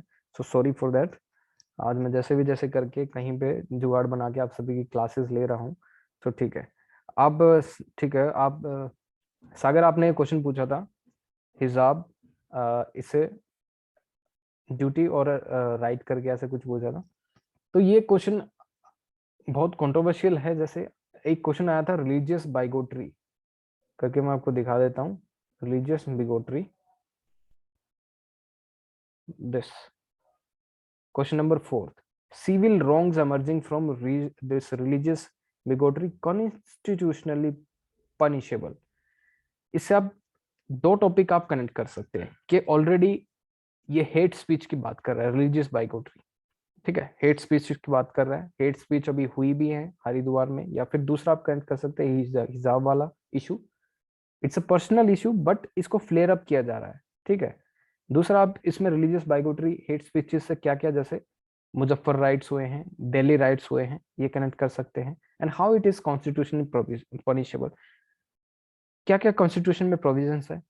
It is freedom of speech, जैसे अंडर आर्टिकल 19, ये वाला जो प्रोविजन इसमें इन्वॉल्व हो रहा है। दूसरा आर्टिकल 25 फ्रीडम ऑफ रिलीजन, ठीक है, ये वाला इसमें पर्टिकुलर टॉपिक कनेक्ट कर सकते हैं आप, ये सभी चीजें इसमें आप कनेक्ट कर सकते हैं। तो इससे आप ध्यान में रखते हुए, या क्या आप एक्सपेक्ट नहीं कर सकते कि पॉलिटी में फ्रीडम ऑफ एक्सप्रेशन से क्वेश्चन आ सकता है। इस freedom of speech is absolute करके मैंने आपसे क्वेश्चन पूछा था टेस्ट 4 में या 3 में, तो ये आप टॉपिक आ सकता है। मैं श्योर हूं कि इस तरह से टॉपिक आपसे पूछा जा चुका है। और देखिए लास्ट देखते हैं हम human rights issue, then we will take question. Ensuring social justice is a human right, कितना ब्रॉड टॉपिक है। From economic growth to wellbeing, ये आप ह्यूमन राइट में डाल सकते हैं। Farmer suicide is a human right. Financial inclusion is must for inclusive growth, ये आपका इंडियन इकोनॉमी में भी कवर हो सकता है, ये आपका ह्यूमन राइट्स में भी कवर हो सकता है। तो फाइनेंशियल इंक्लूजन के लिए गवर्नमेंट ने क्या किया, जनधन अकाउंट, इतनी सारी। And what is inclusive growth, inclusive growth क्या है ये आपको पता होना चाहिए। इंक्लूसिव ग्रोथ का मतलब है जिसमें हर एक section of the society is a part of the growth, women, children, ठीक है, पुअर और डेवलप्ड वन, एलीट वन, सभी इंक्लूसिव ग्रोथ का पार्ट होना चाहिए। कोई भी इस डेवलपमेंट प्रोसेस से छूट नहीं जाना चाहिए। जैसे we have seen regional inequality, काफी स्टेट्स प्रॉस्परस है, बट दूसरी स्टेट्स अगर देखें सेंट्रल इंडिया में या फिर नॉर्थ ईस्टर्न स्टेट्स में, वहां पे डेवलपमेंट नहीं है, ठीक है, इंक्लूसिव ग्रोथ नहीं है, रीजनल डिस्पैरिटी है। And how this financial inclusion will help in inclusive growth, ये आपको पता होना चाहिए। तो इस टॉपिक को अगर मैं रीफ्रेज कर दूं, universal basic income is need of the hour, समझ रहे हैं, same topic but just I have rephrased, universal basic income is a need of the hour. क्या आप इस तरह से कर सकते हैं? कुछ भी चेंज नहीं होगा, फाइनेंशियल इंक्लूजन वही है। Why universal basic income is for the inclusive growth, ये आप कर सकते हैं प्रिपेयर। उसके बाद ensuring good hygiene will give the nation better off than food subsidies, health को कनेक्ट किया है, ठीक है, गुड हाइजीनिंग, स्वच्छ भारत अभियान इस तरह से कनेक्ट कर दिया इन्होंने कि good hygiene will pay better off than food subsidies. अगर हम हाइजीनिक बढ़िया कर दें, क्या इससे कनेक्ट कर सकते हैं आप? अगर मैं होता तो इसमें ये कनेक्ट कर पाता, अगर हाइजीनिक अच्छी है तो आपका जो डिजीज बर्डन है वो कम हो जाएगा, हमारी जो ह्यूमन कैपिटल है वो बेटर हो जाएगी, ठीक है। ह्यूमन कैपिटल का मतलब समझ रहे हैं, वो एक बर्डन नहीं रहेगा, क्योंकि अगर वो पर्टिकुलर ह्यूमन कैपिटल हमारी अंडर न्यूट्रिशन है, उसको डिजीज है, अनीमिया है, वो अपनी परफॉर्मेंस नहीं दे पाएगा, it will be a burden on the nation. तो इस तरह से तो गुड हाइजीनिंग, डायरा, ये और जो इन्फेंट मोर्टेलिटी रेट है हमारा इंडिया में, वो किस लिए है? Due to poor hygienic condition. Mother maternity जो रेट है वो it is due to this. तो इन्फेंट मोर्टेलिटी रेट हम इसमें कम कर पाएंगे, WHO की जो गाइडलाइंस है उसको फॉलो कर पाएंगे। और गुड हाइजीनिक, अनहाइजीनिक चीजों से क्या क्या हमारे डिजीज हैं जो बढ़ रही हैं, आपको पता होना चाहिए। ड्रिंकिंग, ठीक है, drinking this water, contaminated water, उससे क्या डिजीज हो रही है? बोन डिजीज हो रही है। जैसे आर्सेनिक हमें सबसे ज्यादा कहाँ मिल रहा है? माइनिंग एरियाज में। तो गुड हाइजीनिक कंडीशन, दिल्ली की अगर बात कर ले, वो पहाड़ बना दिया इतना बड़ा, अगर आपको देखा होगा दियर नियर बाईपास, दिल्ली के जो बाईपास पे है, दैट कंडीशन, अगर जो उस पे it has become a breeding ground for many diseases, वहां से कैंसर जैसी सिचुएशन पैदा हो रही है। अगर वहां पे जो उनकी मिनिस्ट्री की जो रिपोर्ट है या फिर एनजीओ की जो रिपोर्ट, उन्होंने बोला कि रेनफॉल होने के बाद दैट पर्टिकुलर जो गार्बेज का पहाड़ बना दिया है, उसमें से जो हैवी कंटेंट है या फिर हैवी मेटल है, वो बारिश के साथ जमीन में दोबारा जाते हैं और वाटर टेबल के साथ मिक्स हो जाते हैं। वाटर टेबल के साथ ये हैवी कंटेंट जब मिक्स हो जाते हैं तो लोगों में कैंसर जैसी सिचुएशन हमें देखने को मिली है। सो गुड हाइजीनिक कंडीशन कहाँ हो रही है? वहां पे वाटर ट्रीटमेंट प्लांट जो हैं वो नहीं काम कर रहे। दिल्ली में हमने देखा है कि अगर आप अपनी मोटर ऑन करते हैं तो वहां पे सीवर का पानी अपने टैंक में चढ़ जाता है। तो ये आप देखिए, तो एंश्योरिंग गुड हाइजीनिक कंडीशन इस तरह से आप कनेक्ट कर सकते हैं। दूसरा, child labour and accepted endemic reality. There are two things, endemic is related to one particular region. तो endemic, why it is endemic only in India? India में ही क्यों है चाइल्ड लेबर? क्यों आप चाइल्ड लेबर इंडिया में ही देख रहे हैं, कहीं और नहीं देख रहे? और इंडिया कौन सी कंट्रीज है? डेवलपिंग कंट्रीज है। तो और कौन सी डेवलपिंग कंट्रीज है? जैसे पाकिस्तान, चाइल्ड लेबर वहां भी मिलेगा, बांग्लादेश में मिलेगा, बट इन डेवलप्ड कंट्रीज में आपको चाइल्ड लेबर क्यों नहीं मिल रहा? क्योंकि वहां पे लॉस अच्छे से फॉलो हो रहे हैं, वहाँ पे एजुकेशन मैटर करती है, वहाँ पे लिटरेसी है, ये कनेक्ट करिए आप, न्यू एजुकेशन पॉलिसीज में कनेक्ट कर सकते हैं। तो कनेक्शन का कोई अंत नहीं है। इंफ्रास्ट्रक्चर, हेल्थ पे स्पेंडिंग, एजुकेशन पे स्पेंडिंग, और प्रायोरिटी ऑफ द गवर्नमेंट, जैसे राइट टू एजुकेशन हमने दिया है, बट वो अच्छे से इम्प्लीमेंट हो रहा है, नहीं हो रहा है। राइट टू एजुकेशन इसमें आप इम्प्लीमेंट कर सकते हैं। सो देर इज नो लिमिट, आपको कनेक्ट करने की कोई सीमा नहीं है इसमें, बट आपको ये चीजें देखना है क्या चीजें मैं कनेक्ट कर सकता हूँ, क्या नहीं कर सकता हूँ जैसे। और ठीक है, मुझे इस पर्टिकुलर वीडियो में, पहली वीडियो में यही बात करनी थी, सिर्फ ऐसे राइटिंग की। दूसरी वीडियो में हम बात करेंगे जैसे report writing and argument writing, और सीएपीएफ में आप ग्रामर जो 25 मार्क्स की आपकी आती है वो आपको कैसे प्रिपेयर करनी है। सो फार अभी आपको कोई भी इसमें क्वेश्चन है मुझे पूछिए, कैसे भी, पेपर 2 में, पेपर 1 में, किसी तरह का क्वेश्चन हो सीएपीएफ पेपर के रिगार्डिंग, या फिर कोई भी आप पूछिए please. Now is the question answer session. Sir excuse me sir. Yes.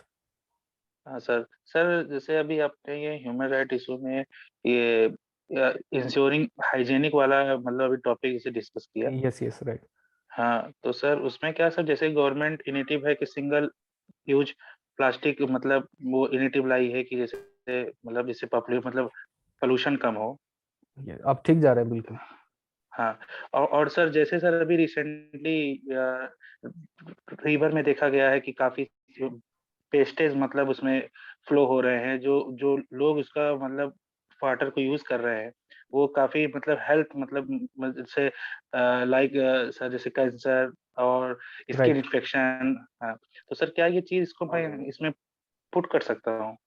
आप इसको बिल्कुल पुट कर सकते हैं। जैसे आप इसमें पुट कर सकते हैं, जैसे रिवर वाला जो आपने टॉपिक लिया है कि उसमें जो, लेकिन आप इसमें इस तरह से कनेक्ट कीजिए, जैसे industries are not following the strict protocols of effluent treatment plants. उनको एक एफ्लुएंट ट्रीटमेंट प्लांट एक लगाना पड़ता है अपनी इंडस्ट्रीज में, जो कि लेदर इंडस्ट्रीज या फिर हैवी मेटल इंडस्ट्रीज होती हैं, जहां पे उनको मैंडेटरी है। They are not following that protocol, तो उससे एक हाइजीनिक कंडीशन या फिर अनहाइजीनिक कंडीशन वो क्रिएट करते हैं लेदर इंडस्ट्रीज या फिर और भी जो पोल्ट्री फार्म वहाँ है, तो उससे डिजीज हमें देखने को मिलती है। तो इसमें क्या इशू है, जैसे एडमिनिस्ट्रेटिव इशू है, एडमिनिस्ट्रेटिव इशू है, या फिर एडमिनिस्ट्रेशन वहां जाके अच्छे से चेक नहीं कर पा रही इस इंडस्ट्रीज में।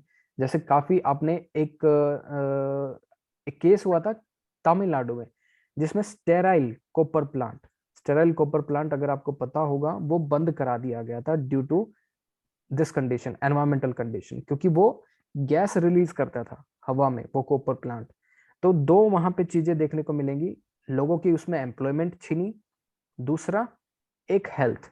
तो there is a dichotomy between health, दूसरा एम्प्लॉयमेंट, तो कौन सी चीजें आप चूज करेंगे? तो सुप्रीम कोर्ट ने बोला हम हेल्थ के साथ कॉम्प्रोमाइज नहीं कर सकते, एम्प्लॉयमेंट तो कुछ और भी ले सकते हैं आप। तो हाइजीनिक कंडीशन को ज्यादा प्रेफरेंस दी गई रादर देन एम्प्लॉयमेंट।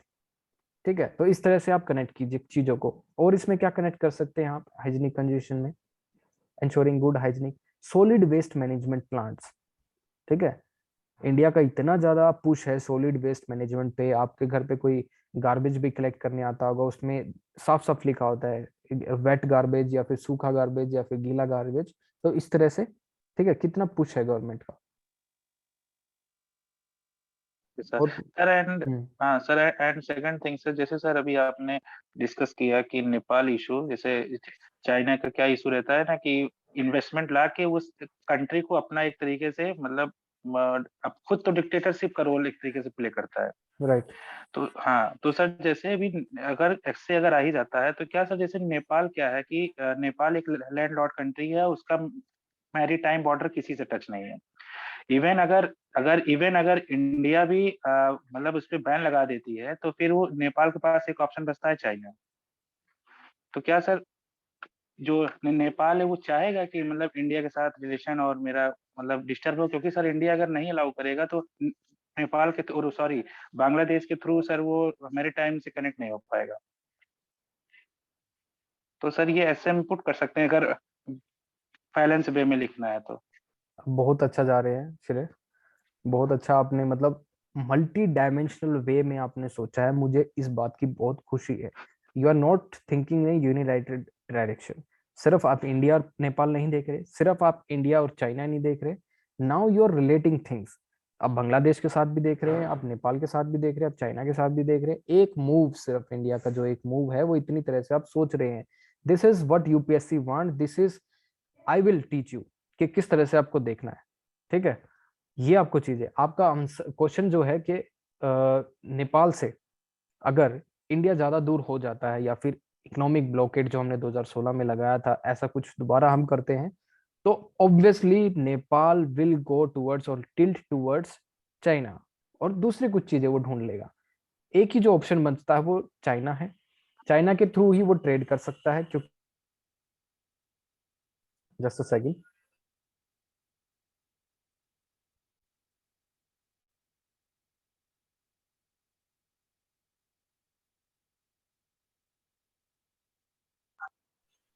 राइट, वो चाइना के थ्रू ही फिर ट्रेड कर सकता है। लेकिन अगर वो चाइना के थ्रू ट्रेड करेगा तो इमेजिन कितना लंबा रूट उसको लेके आना पड़ेगा।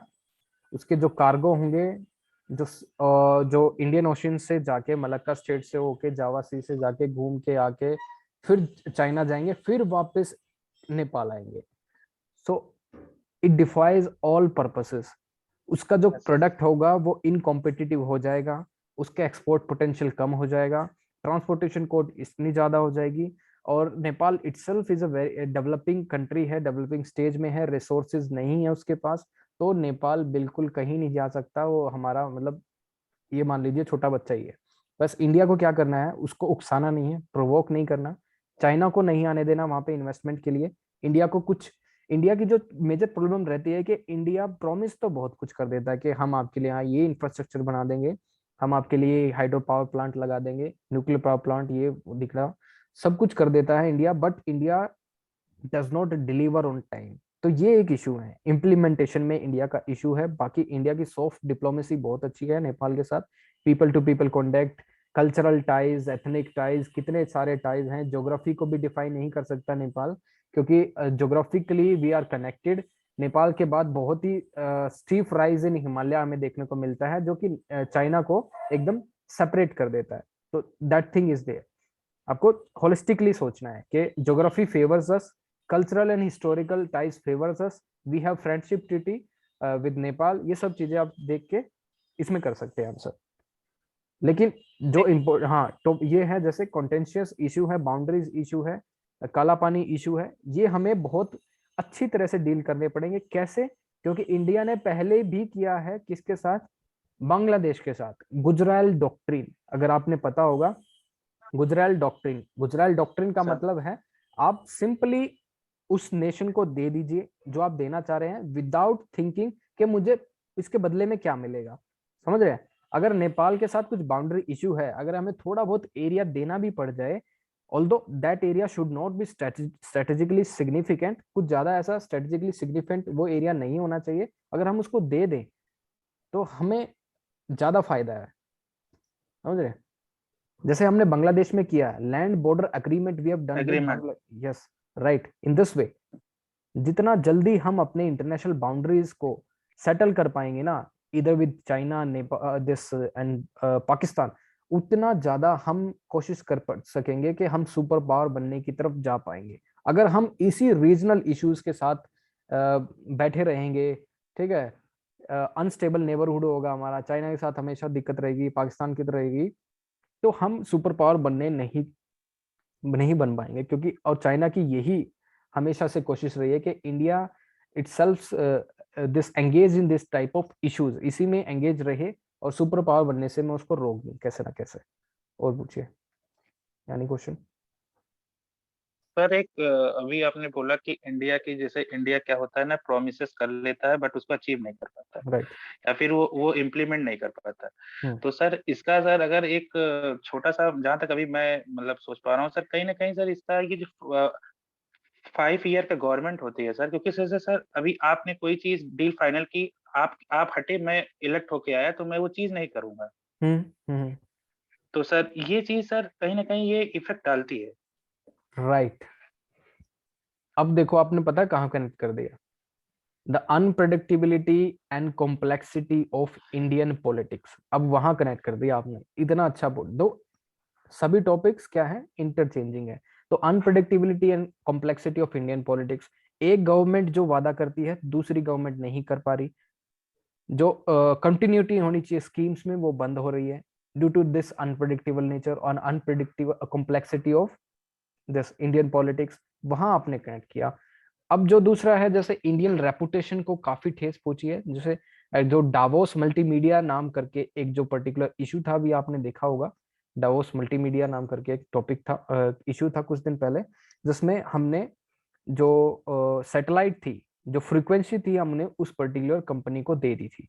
लेकिन वी हैव सीन, जो प्रेजेंट गवर्नमेंट ने देखा, ये एक फ्रॉड था, ये एक फ्रॉड था। और ये फ्रॉड होने के बाद भी जो इंटरनेशनल आर्बिट्रेशन जो कोर्ट था, उन्होंने बोला कि आपने इस कंपनी के जो एग्रीमेंट हुआ था उसको कैंसिल कर दिया अब्रप्टली, अब आपको इसको पैसा देना पड़ेगा कंपनी को। लेकिन India did not honour that verdict, उस वर्डिक्ट को ऑनर नहीं किया, कोई पैसा नहीं दिया उस फर्म को। तो ये एक नेगेटिव सिग्नल सेंड करता है कि उस गवर्नमेंट ने इसको क्या दिया था, अग्रीमेंट कर लिया, दूसरी गवर्नमेंट ने उसको एग्रीमेंट खत्म कर दिया। तो ये एक नेगेटिव सिग्नल देता है। ईज ऑफ डूइंग बिजनेसेस में भी इंडिया का रैंक गिर सकता है। तो ये आपको देखना पड़ेगा, all due to this unpredictable Indian politics. और क्या कनेक्ट कर सकते हैं आप इससे? लेकिन आपने अच्छा क्वेश्चन पूछा है। Sir Same issue was happened in energy Yes, yes. in regard with retrospective tax system. Yeah. Retrospective, can you repeat your question? The same issue you mentioned that Davos something Yes, yes, fraud and all. yes, In India, it is a firm based case. yes, They are to right, right, it was a case. right, right. आपका internet issue है कुछ, but मैं आपका question समझ गया कि आप भी एक रेट्रोस्पेक्टिव टैक्स की बात कर रहे हैं। कोई गवर्नमेंट ने जैसे रेट्रोस्पेक्टिव टैक्स लगा दिया, उससे उससे अनप्रेडिक्टेबिलिटी आई, ठीक है, इंडियन गवर्निंग स्टाइल में या फिर इंडियन पॉलिटिक्स में। रेट्रोस्पेक्टिव वो होता है कि आप बैक डेट में जब भी कोई टैक्स लगाते हैं, दैट इज रेट्रोस्पेक्टिव। अगर किसी को नहीं पता है तो इसलिए बता दिया। तो बैक डेट में आप जाके टैक्स लगा सकते हैं। और दूसरी चीज, जैसे हम देखें तो अनप्रिडिक्टेबल जो ये चीजें देखें, जैसे जीएसटी लगा दिया एकदम से, नेशन वाइड लॉकडाउन लग गया, डीमोनेटाइजेशन हो गया, that is also unpredictable nature of Indian politics. किसी ने नहीं पूछा था कि सोचा था कि डीमोनेटाइजेशन हो जाएगा, जीएसटी एकदम से आ जाएगा, आर्टिकल 370 एकदम से लग जाएगा।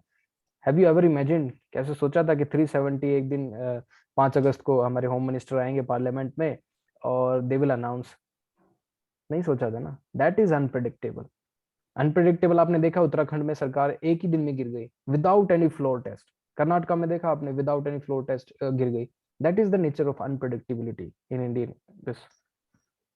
इस तरह से समझना है आपको, कहीं पे नहीं मिलेगा आपको, वो कोई मैगजीन में नहीं मिलेगा। ये सिर्फ चीजें आप सीख सकते हैं या तो आपका इतना अच्छा ग्रुप हो, या फिर आप किसी से क्वेश्चन पूछे कि सर क्या इससे कनेक्ट कर पाएंगे, क्या ये इशू कनेक्ट करना चाहिए नहीं। जितने ज्यादा आप क्वेश्चन करेंगे, जितने ज्यादा आप चीजों को समझेंगे, एग्जाम से पहले जितनी गलतियां करेंगे, वो आपके लिए बेनिफिशियल है। एग्जाम हॉल में गलतियां नहीं चलेगी, पहले से ही सब कुछ प्रिपेयर रखना है, जब जाओ क्या आप इसमें एक्सेल कर सकते हैं। मुझे दिन में बहुत बच्चे मैसेज करते हैं, मैं कभी माइंड नहीं करता, क्योंकि उनका 1 साल वेस्ट हो जाएगा अगर मैं क्वेश्चन अच्छे से उनको आंसर नहीं करूंगा। तो मेरा ये कोशिश रहती है उनके डाउट्स जितनी जल्दी हो सके मैं उनके क्लियर कर दूं, ठीक है। तो मेरी ये हमेशा कोशिश रहती है। और क्वेश्चन पूछिए आप इसके रिगार्डिंग, एनी क्वेश्चन, देन अगर कोई क्वेश्चन है तो will end the session. Already 1 घंटे से ऊपर हो चुका है। Time is no limit, but मैं अननेसेसरी स्ट्रेच नहीं कर पा रहा चाहता, ठीक है। सर एक लास्ट क्वेश्चन था सर मेरा। सर जैसे सर आपने इंटरनल सिक्योरिटी का एक सेपरेट लेक्चर सर बनाया हुआ है, मेट किया हुआ है, तो सर जैसे सर एग्रीकल्चर का तो ठीक है, समझ में आता है, बट सर जैसे सोशल इशू जो है, जैसे ह्यूमन एम्पावरमेंट तो समझ में आ गया, जेंडर इक्वालिटी हो गया, ये सब सर ऐसे ही सेपरेट अगर इस पे भी बन जाता, जैसे ये इकोनॉमिक वगैरह। Sir economic lecture actually topic समझने में मुझे थोड़ा प्रॉब्लम हो रही है। राइट, मैं समझ गया। आप इकोनॉमिक क्या प्रिपेयर करना चाहिए, उसके लिए मैं आपके लिए बहुत इंपॉर्टेंट टॉपिक हम लेके आएंगे, जो मेजर मेजर इश्यूज हैं जो प्रेजेंट इकोनॉमी जिससे जूझ रही है, वो चीजें। इकोनॉमी आपको प्रिपेयर करने के लिए सिर्फ एक बुक पढ़िए आप, Indian economic development, class 11th book है। उसमें आपको आजादी के बाद से जो जो इकोनॉमिक डेवलपमेंट है, जैसे चेंजेस हुए हैं, what are the 5 year plans, what happened in 1970s, क्यों एग्रीकल्चर डिस्ट्रेस हुआ, व्हाट हैपेंड इन 1991, कैसे एलपीजी रिफॉर्म आए, क्यों आए, बैलेंस ऑफ पेमेंट क्या हुई, उसके बाद क्या टेपर टेंट्रम क्या है, ठीक है, वर्ल्ड इकोनॉमिक स्लो डाउन क्यों हुआ 2008 में, ठीक है, उसके बाद 2012 में क्यों हमने जो लास्ट 5 year प्लान था वो बंद कर दिया, उसके बाद नीति आयोग शुरू हो गया, that is the economic development. उसके बाद जीएसटी आ गया, that is again economic development, अलग अलग है। तो इस ऐसे फेजेस में आपको इकोनॉमी हमेशा समझनी पड़ेगी, तभी आप इकोनॉमी को तैयार कर पाएंगे। दोबारा बोल रहा हूँ, फेजेस में आपको समझनी पड़ेगी। आफ्टर इंडिपेंडेंस क्या क्या चेंज आए, वो आपको कहाँ से कवर होंगे, Indian economic development class 11th book. कुछ नहीं पढ़ना है, सिर्फ स्टोरी की तरह पढ़ना है, कोई नोट्स मेकिंग जरूरत नहीं है। इंपॉर्टेंट इवेंट या फिर वाटर शेड इवेंट्स जो होते हैं ना हिस्ट्री में, वो आपकी बहुत इंपॉर्टेंट मदद करते हैं। जैसे 1991 जो हमने इकोनॉमिक रिफॉर्म किए थे, फर्स्ट जनरेशन रिफॉर्म। उसके बाद हम अभी चाह रहे हैं कि हमारे सेकंड जनरेशन रिफॉर्म हो। What are the second generation, third generation reform, जिसमें जैसे लेबर रिफॉर्म्स हो गया हमारा, ठीक है, वेजेस रिफॉर्म, 5 कोड बिल है ना, 4 code bill, 4 labour code bill जैसे, और जिसमें सोशल सिक्योरिटी इनके लिए क्या कर सकते हैं, ई श्रम को आप कनेक्ट कर सकते हैं जैसे सोशल सिक्योरिटी के लिए। तो इस तरह से आपको इकोनॉमी में जो भी इंपॉर्टेंट चीजें हैं, गति शक्ति, इंफ्रास्ट्रक्चर के लिए, ये सब आपको पता होना चाहिए। ठीक है, have I answered your question? ठीक है, आपका क्वेश्चन है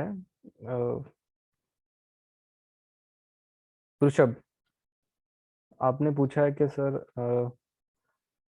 if you could tell us what is the reason why your name is not in the list so we all can learn because you are a brilliant example how officer has to be। ठीक है, क्योंकि मैं married out, ठीक है, 19 में मैंने exam लिखा था, और 19 में मैंने एग्जाम दिया, इंटरव्यू फेस किया, और उसके बाद मेरा सिलेक्शन नहीं हुआ, क्योंकि मुझे लगता है मेरे थोड़े मार्क्स इसमें पेपर 1 में कम थे, ठीक है, पेपर 1 में मेरे मार्क्स कम थे, इसलिए मुझे लगता है 2 या 3 नंबर से मैं कट ऑफ में रह गया। तो ये एक रीजन था, ऑल्दो नो रिग्रेट्स, क्योंकि अभी भी काफी कुछ चांसेस हैं करने के लिए, सिविल सर्विसेज इज देयर, वहां पे आप अच्छा कर सकते हैं। तो ये था। Second question is from Roshan. Okay sir, I am new to CAPF now in 7th sem of BTech from last first year, I am this 1 year I am preparing for CDS. Okay, CDS और CAPF आप साथ लेके चलिए, हमेशा दोनों cover हो सकती है। जो सीएपीएफ में पेपर 2 के लिए आप प्रिपेयर करेंगे, वो आपको सीडीएस में, एसएसबी में ग्रुप डिस्कशन, नरेशन, ठीक है, लेक्चरेट या फिर इंटरव्यू में बहुत ज्यादा हेल्प करेगा। क्योंकि सीडीएस में सिंपल आप पेपर क्लियर करके जाते हैं, आपके अंडरस्टैंडिंग नहीं हो पाती, वहां पे आप फिर मार खाते हैं इंटरव्यू में, ग्रुप डिस्कशन में, लेक्चरेट में आपको हेजिटेशन होती है। ये हेजिटेशन खत्म करवा देंगे हम आपकी लाइव डिस्कशन कर करके। अच्छा क्वेश्चन है, but this year I also decided to give CAPF, ठीक है, but till now I haven't started the paper 2 preparation but analyze the previous year question and good at grammar section, getting 18 to 20 marks. As I preparing for CDS, so more focus on math and English, right, and science, but this time I started geography and polity, so how I approach for mainly paper 2 for a good attempt। ठीक है, paper 2 के लिए आप already आपने अगर CDS 1-2 बार भी cover clear किया है, तो you are very good stage. Mainly आपको नॉलेज की कमी नहीं है, क्योंकि आप समझ पा रहे हैं कि दोनों एग्जाम में क्या डिफरेंट है, क्योंकि ज्योग्राफी इसमें ज्यादा पूछा जा रहा है सीएपीएफ में, और साइंस वगैरह इसमें। और आप पेपर 2 के लिए इसमें प्रिपेयर कैसे कर सकते हैं, क्योंकि आप बहुत अर्ली स्टेज पे नहीं है, क्योंकि थोड़ा बहुत आपको आ रहा है, लेकिन 7th सेम में आप, तो मैं आपको रिकमेंड करूंगा आप हमारे साथ बने रहे। पेपर 2 के लिए जितनी भी वीडियोस ऑनलाइन हैं, ऐसे राइटिंग की होगी, रिपोर्ट राइटिंग की होगी, या फिर आर्ग्यूमेंट राइटिंग की होगी, एक बार उनको देख लीजिए, बहुत सारे डाउट्स आपके क्लियर हो जाएंगे। जो इजी 2 तरीके होते हैं इस एग्जाम को प्रिपेयर करने के, एक होता है आसान तरीका, जिसमें आप भी आसानी से तैयारी करते रहे और इन द एंड रिजल्ट नहीं आएगा। दूसरा तरीका है मुश्किल है, बट चांसेस हैं एग्जाम में काम आएगा।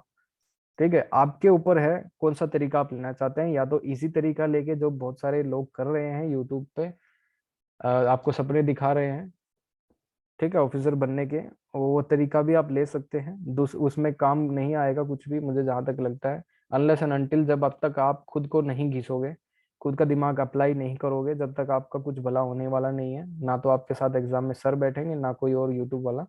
तो ये आपको पता होना चाहिए, आप ही बैठेंगे, आपका एप्लीकेशन ऑफ माइंड होगा 3 घंटे, कैसे आपको यूटिलाइज करना है। वही हम टेस्ट सीरीज में सिखा रहे हैं कि 3 घंटे ही आपको कैसे यूटिलाइज कर सकते हैं। ज्यादा आपको नहीं लिखना है कि ज्यादा उसके मटेरियल के पीछे भी नहीं भागना है। सिंपल जो है आपके पास वो यूज करना है। मुझे जो आता है मैं उसमें ये यूज कर सकता हूँ। Use of information is much important than going after the information. अगर आप कोई भी इंफॉर्मेशन यूज करना सीख गए तो आप इस एग्जाम में पार है।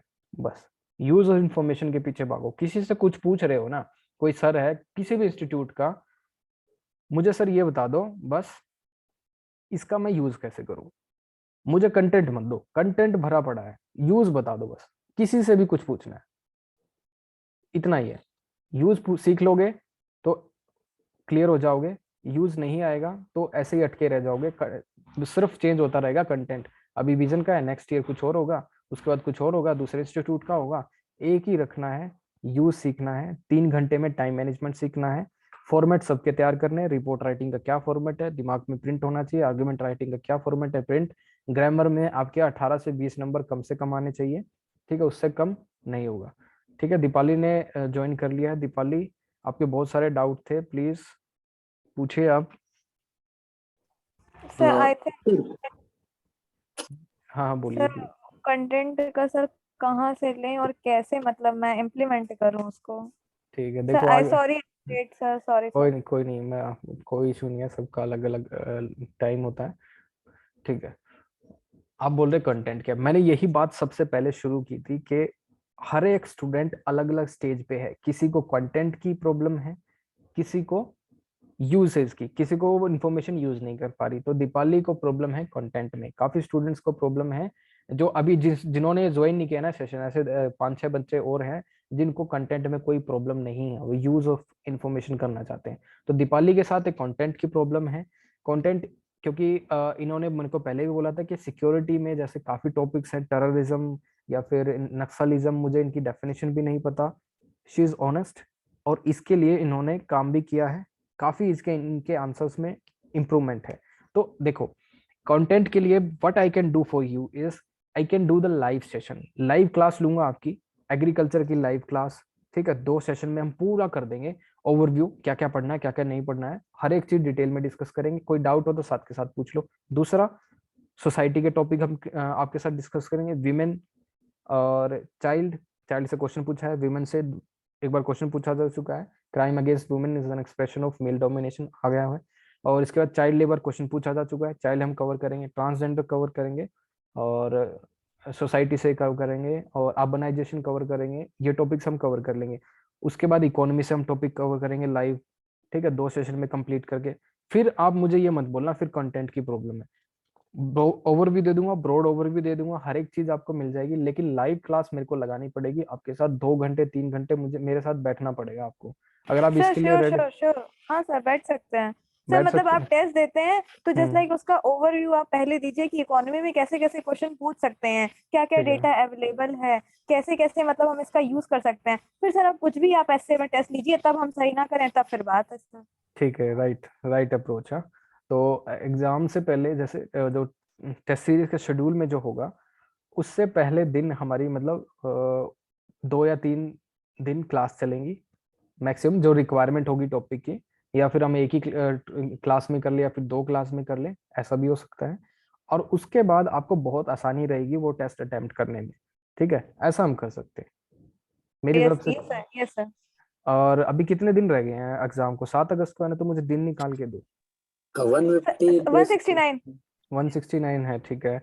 और मेरी कोशिश ये रहेगी, अब जो आप इसमें काफी नए बच्चे भी हैं, अगर वो एनरोल करते हैं तो मेरी कोशिश ये रहेगी, आपका मैं इस तरह से शेड्यूल तैयार कर दूं कि आप फुल लेंथ टेस्ट ना एक साथ दे। बैच 1 के, बैच 2 के, बैच 3 के सभी एक साथ दे। तो अभी जो बैच 3 के आप लोग हैं, मैं आपको इन 1 या 1.5 महीने में बहुत खींचने वाला हूँ। ठीक है, जो आपने पीछे मटरगश्ती की है, जो आपने अच्छे से तैयारी नहीं की है ना, उसमें मैं खींचूंगा अब आपको। आपको डेली के ऑब्जेक्टिव मिलेंगे जैसे, और वो ऑब्जेक्टिव आपको कंप्लीट करने हैं, अचीव करने हैं, जब भी आप कुछ कर सकेंगे। साथ के साथ ये मत भूल जाना कि पेपर 1 भी कोई चीज होती है, वो भी इक्वली इंपॉर्टेंट है, वो चेक होगा तो पेपर 2 चेक होगा।